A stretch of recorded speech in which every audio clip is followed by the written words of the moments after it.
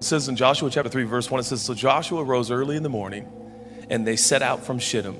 And they came to the Jordan, he and all the people of Israel, and lodged there before they passed over. And at the end of 3 days, the officers went through the camp and commanded the people, as soon as you see the ark of the covenant of the Lord your God being carried by the Levitical priests, then you shall set out from your place and follow it.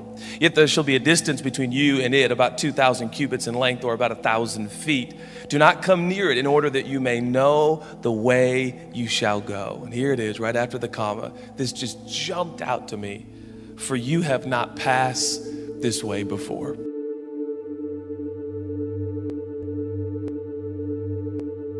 Joshua, if you're not familiar with him, he comes from a long line of amazing Jewish leading men. God has chosen the Jewish people as his people. In these Old Testament times, God took a very feeble and small group of people, the Israelites, the Jewish people, and he said, you're going to be my people. And he promised Abram, who would later be renamed Abraham, that I would take a small and feeble people, your ancestors, Abram, and I will make them great. And all the earth will know that there is a great God, and these are his people, and he does great things for his people. 500 years later, after that declaration to Abraham, we find ourselves in our story today with Joshua, nearly 500 years. One of the premier promises that God gave to Abram is that the Jewish people, the Israelites, would have property in the earth. That literally God would make them a nation and a country and a spectacle to the world of his supply and his provision and his power. But he would give them actual land and property. Nearly 500 years later, they still don't have property. Nearly 500 years later, they still don't have land. But now, in our story today is this moment where 2 million Jews, by the providence of God, have been brought to the Jordan River. And just on the other side of the Jordan River is the property that God promised them 500 years before. Finally, it's about to happen. They're about to do what their ancestors only dreamed of.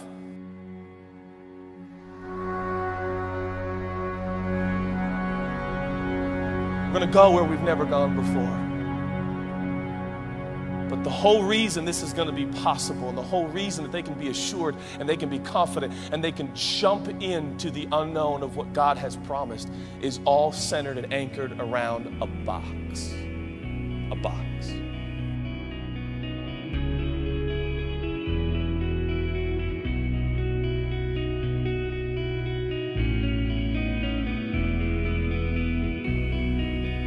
How are you going to face the unknown? No one knows what tomorrow holds. No one.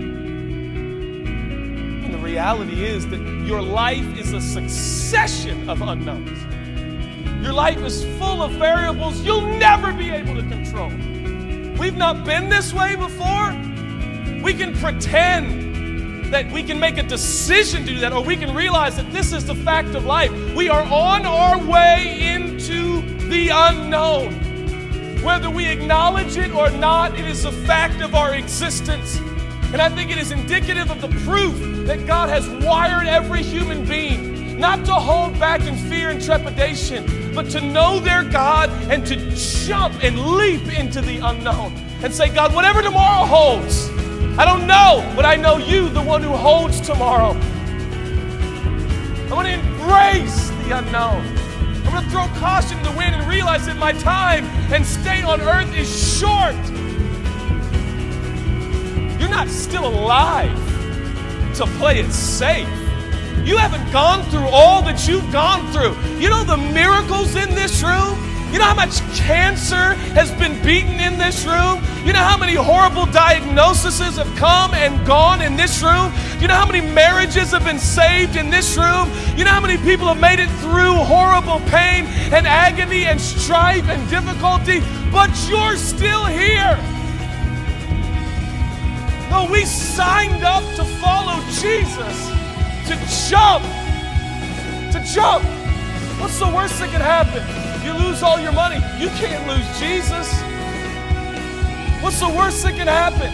I mean, as a family, as a church, what's the worst that can happen? Your dad dies, your pastor dies. I mean, for a church, it doesn't get much worse. We're still here. We're still here. And before we know it, we're going to slip into eternity. So let's make the minutes and the days and the moments we do have, let's make them count.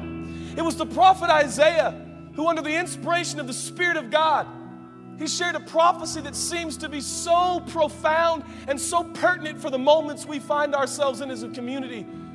He says, don't remember the former things. Quit looking back. Isaiah 43, I think it's 18 and 19. Don't remember the former things. Don't look backwards.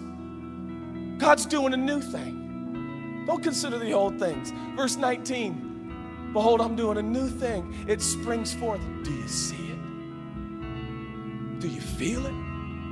Do you? Because if you can see it, man, you'll jump. God is doing something unlike He's ever done before. We've not been this way before.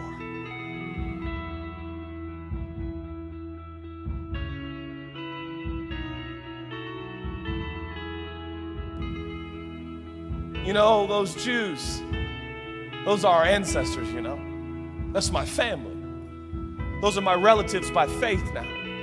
Because the same God that was with them is the God that was with us. But the truth is, God has revealed Himself in a far more profound way than a box. There is one who's better than a box. And He is the fulfillment of all the elements within the box. And His name is Jesus. And in the fullness of the Godhead dwelt in bodily form, Colossians says. And that is Jesus. He is the bread of life. He is the manna. He is the good shepherd. He is the staff that brings life into our everyday existence. And He is the one who bled on our behalf, and His blood covers all of our error and our inability to fulfill those 10 commandments. Jesus is better than a box. Jesus has now come amongst us. He's walked amongst us. And what is His message to us? Follow me. Joshua chapter 3 is not about Joshua. It's not even about 2 million Jews. It's not about a river, and it's not about property. Do you know what it's really about? It's about God. It's always about God.